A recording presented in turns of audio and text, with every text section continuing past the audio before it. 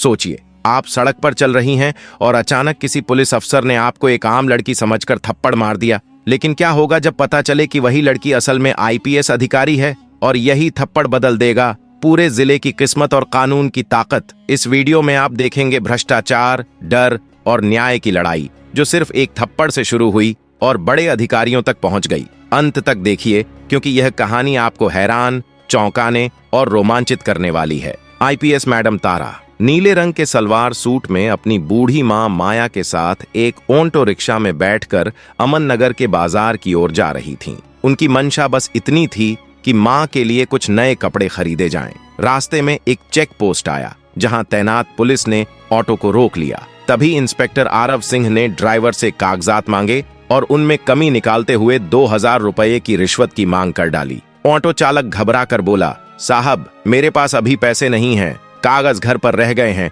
कल ले आऊंगा। लेकिन आरव सिंह ने कोई बात नहीं मानी और ताने मारते हुए गरजा, ओए गरीब भिखारी, तुरंत 2000 रुपये निकाल वरना तेरी गाड़ी यहीं जब्त कर दूंगा। ड्राइवर ने बार बार विनती की, लेकिन जवाब में आरव सिंह ने उसे एक जोरदार थप्पड़ मार दिया। यह नजारा पीछे बैठी तारा देख रही थी। उनका खून खौल उठा और वह तुरंत ऑटो से उतरकर गुस्से से बोली, आपको इस बेचारे ड्राइवर को थप्पड़ मारने का हक किसने दिया? यह रोजी रोटी कमाने निकला है और आप इस पर ही रिश्वत का बोझ डाल रहे हैं। आरव सिंह ने मुड़कर देखा और सामने से एक आम सी महिला को सवाल उठाते देख आगा बबूला हो गया। उसने ऊंची आवाज में धमकाया, ऐ औरत, चुपचाप बैठ जा वरना तुझे भी हवालात में डाल दूंगा। मुझे कानून पढ़ाने मत आ। लेकिन तारा ने संयमित स्वर में जवाब दिया, कानून सबके लिए बराबर है, चाहे वह आम इंसान हो या फिर पुलिस की वर्दी में खड़ा कोई अफसर। रिश्वत मांगना सीधा अपराध है। यह सुनते ही आरव सिंह पूरी तरह भड़क उठा और गुस्से में उसने अपनी पूरी ताकत से तारा को जोरदार थप्पड़ मार दिया।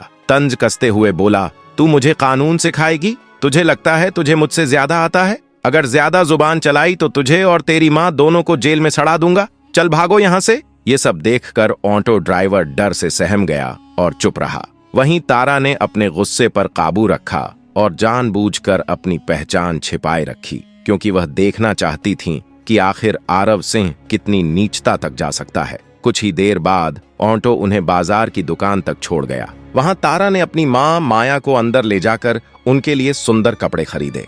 बाहर से वह शांत नजर आ रही थीं, लेकिन मन ही मन उन्होंने ठान लिया था कि इस इंस्पेक्टर आरव सिंह को कानून का सबक सिखाना ही होगा। ऐसे अफसर जो कानून की धज्जियां उड़ाते हैं, उन्हें पुलिस की वर्दी पहनने का कोई हक नहीं। दुकान से लौटने के बाद तारा ने मन ही मन तय किया कि क्यों न सीधे थाने जाकर यह देखा जाए कि वहां का माहौल आखिर है कैसा। क्योंकि अगर आरव सिंह जैसा इंस्पेक्टर वहीं काम करता है तो यह जानना जरूरी है कि क्या पूरा थाना ही भ्रष्टाचार में डूबा हुआ है। अगले ही दिन सुबह तारा ने अपनी असली पहचान छिपाई और एक साधारण लड़की का रूप धारण कर लिया। उन्होंने सिंपल सलवार सूट पहना और सीधे अमन नगर थाने का रुख किया। जैसे ही वह अंदर दाखिल हुई, उनकी नजर सामने कुर्सी पर बैठे इंस्पेक्टर यश गुप्ता पर पड़ी, जो आराम से मोबाइल पर किसी से बातें कर रहा था। तारा उसके पास पहुंची और बोली, सर मुझे एक रिपोर्ट लिखवानी है। लेकिन उनकी बात पूरी होने से पहले ही यश गुप्ता ने बीच में रोक दिया और ताने मारते हुए कहा, किसकी रिपोर्ट? तुझे पता नहीं यहाँ रिपोर्ट लिखवाने की फीस 5000 रुपये लगती है। पैसे लाई है या नहीं? अगर हैं तो बोल, वरना फौरन दफा हो जा।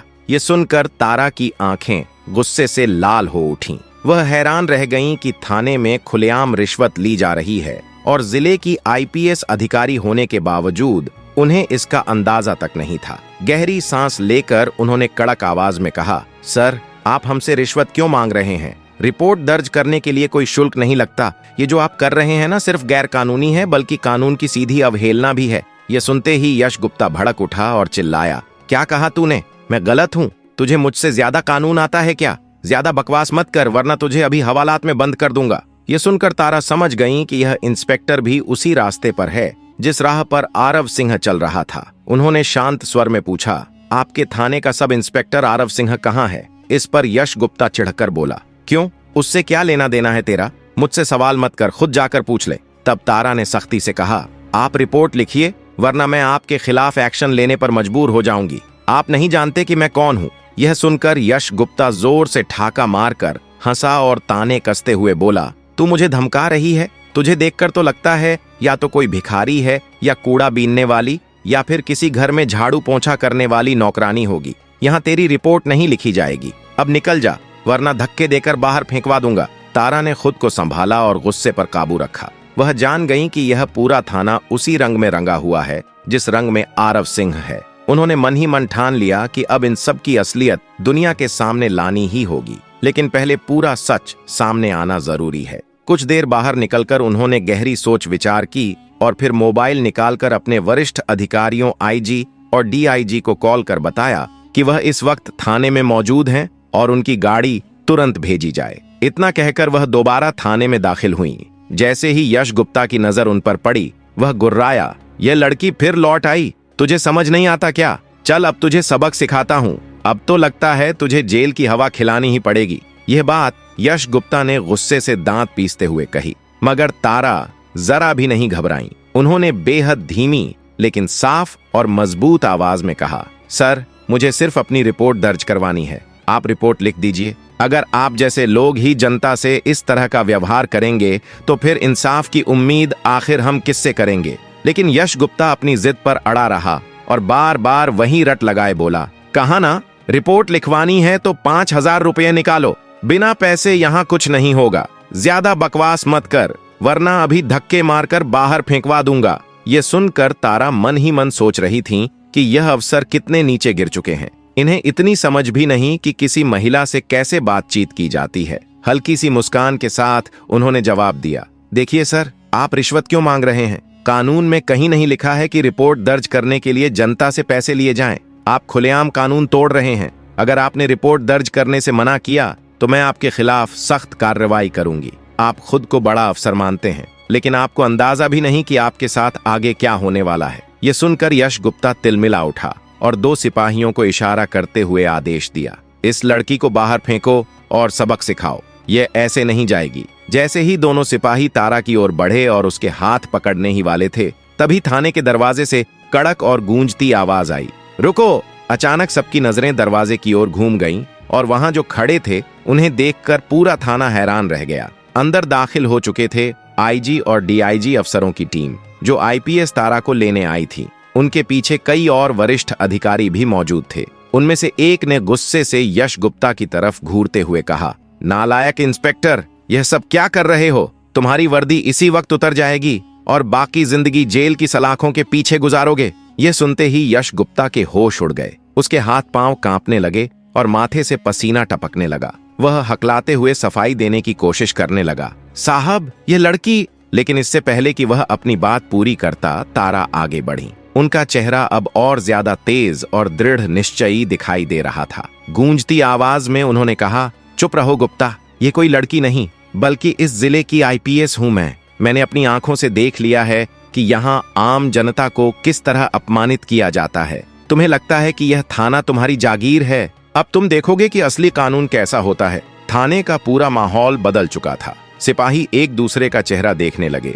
जो दोनों कांस्टेबल अभी अभी तारा को पकड़ने के लिए बड़े थे, वे घबराकर पीछे हट गए। तभी आईजी अफसर ने गुस्से में टेबल पर हाथ मारते हुए आदेश दिया, कांस्टेबल, तुरंत इंस्पेक्टर गुप्ता को हिरासत में लो। एक पल की भी देरी बर्दाश्त नहीं होगी, वरना अंजाम तुम सब जानते हो। पूरा थाना खामोशी में डूब गया। जो यश गुप्ता कुछ ही देर पहले शेर की तरह गरज रहा था, वही अब हाथ जोड़कर गिड़गिड़ा रहा था। वह तारा की ओर देखते हुए रो पड़ा और गिड़गिड़ा कर बोला, मैडम, मुझसे भारी गलती हो गई। बस एक मौका दे दीजिए, मेरी नौकरी चली जाएगी। लेकिन तारा की आंखों में जरा भी नरमी नहीं थी। उनका स्वर बर्फ की तरह ठंडा और इस्पात जैसा कठोर था। उन्होंने साफ शब्दों में कहा, गलती वो होती है जो एक बार हो, लेकिन तुम्हारा कृत्य गलती नहीं बल्कि आदत बन चुका है, और आदत अपराध में बदल चुकी है। जनता की आवाज दबाना, कानून का उपहास करना और महिलाओं का अपमान करना, यह सब अपराध है, गलती नहीं। और अपराध की सजा हर हाल में मिलती है।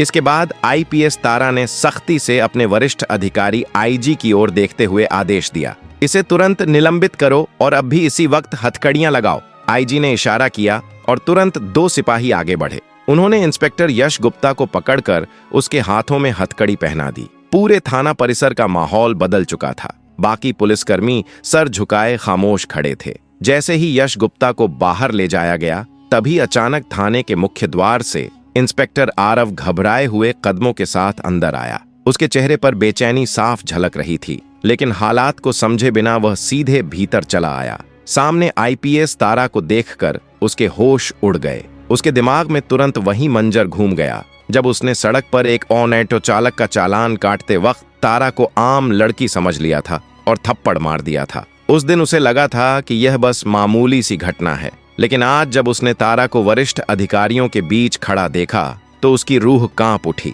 उसके दिल में ख्याल आया, शायद इसने आईपीएस दफ्तर में शिकायत कर दी होगी और इसी वजह से अधिकारी यहाँ जांच के लिए पहुंचे हैं। डर और घबराहट में आरव बड़बड़ाते हुए बोला, सर, यह लड़की बहुत बड़ी झगड़ालू है। जब मैं एक ऑटो वाले का चालान कर रहा था तो यह मुझसे भिड़ गई और मुझे थप्पड़ मार दिया। मैंने सिर्फ इसका जवाब दिया और फिर इसने आईपीएस दफ्तर जाकर शिकायत कर दी। इसी कारण आप लोग यहाँ आए और यश गुप्ता को गिरफ्तार कर लिया, लेकिन असल में गिरफ्तार तो इस लड़की को करना चाहिए। यह सुनते ही पूरे थाने का वातावरण पत्थर जैसा जम गया। सबको लगा कि अब कोई बड़ा विस्फोट होने वाला है। तभी अचानक आईजी ने गुस्से में तिलमिलाते हुए आरव को जोरदार थप्पड़ जड़ दिए और कड़क आवाज में बोले, इंस्पेक्टर आरव, अपनी हद में रहो। जिस औरत को तुम लड़की कहकर बदनाम करने की कोशिश कर रहे हो, क्या तुम्हें अंदाजा भी है यह कौन है? यह सुनते ही आरव का चेहरा सफेद पड़ गया, जैसे उसके दिल की धड़कनें रुक गई हों। वह कांपती आवाज में बोला, सर, आखिर ये मैडम है कौन? इससे पहले कि आईजी कुछ कहते, आईपीएस तारा ने सीधी नजरों से आरव की तरफ देखा। उनकी आंखों में वही जलती हुई आग थी जो उस दिन सड़क पर थप्पड़ खाते वक्त दब गई थी। तेज और गंभीर स्वर में उन्होंने कहा, याद है, वही थप्पड़ अब तुम्हारी पूरी जिंदगी पर भारी पड़ने वाला है। इंस्पेक्टर आरव, उस दिन तुझे लगा होगा कि एक साधारण लड़की को अपमानित करके तू जीत गया, मगर सच्चाई यह है कि उस थप्पड़ ने मेरी इज्जत नहीं छीनी थी, बल्कि तुम्हारे पूरे सिस्टम की सड़ांध को उजागर कर दिया था। तूने सिर्फ मुझे नहीं मारा था, तूने उस आम जनता की आवाज को दबाया था जो तुझसे न्याय की उम्मीद करती है। थाने का माहौल अचानक इतना खामोश हो गया मानो किसी ने सबकी जुबान छीन ली हो। आरव का चेहरा सफेद पड़ चुका था, होंठ थरथरा रहे थे, लेकिन आवाज गले में ही अटक गई थी। तभी तारा ने गूंजते और गंभीर स्वर में कहा, आज मैं यहाँ सिर्फ एक आईपीएस ऑफिसर की हैसियत से नहीं खड़ी हूँ, बल्कि उन तमाम लोगों की तरफ से आई हूँ जिन्हें तेरे जैसे लोग हर दिन अपमानित करते हैं। चाहे सड़क हो, थाना हो या दफ्तर, तुझे यह घमंड था कि वर्दी पहनकर तू खुद को भगवान समझ सकता है, लेकिन आज तुझे पता चलेगा कि कानून सब पर बराबर लागू होता है, चाहे पुलिस वाला ही क्यों ना हो। इतना कहकर तारा ने जोर से टेबल पर हाथ पटका। अचानक सब चौंक उठे। उन्होंने कड़क आदेश दिया, कांस्टेबल, अभी इसी वक्त इंस्पेक्टर आरव को गिरफ्तार करो, उसकी वर्दी उतारो और तुरंत सस्पेंशन का आदेश लिखो। आईजी अफसर ने बिना एक पल गंवाए इशारा किया। 2 सिपाही तेजी से आगे बढ़े और आरव के हाथों में हथकड़ी डाल दी। बेचारा बुरी तरह कांपने लगा और गिड़गिड़ाकर बोला, मैडम, मुझसे गलती हो गई, प्लीज माफ कर दीजिए, मैंने आपको पहचाना नहीं था। लेकिन तारा ने उसकी बात बीच में ही काट दी। कानून पहचान देखकर फैसले नहीं करता इंस्पेक्टर, यह सबके लिए बराबर है। तेरी माफी से जनता का दर्द कम नहीं होगा। अब तेरे अपराध का फैसला अदालत करेगी। पूरा थाना स्तब्ध होकर यह नजारा देख रहा था। पहली बार सबके दिमाग में यह बात बैठ गई कि अब इस जिले में जो भी जनता पर जुल्म करेगा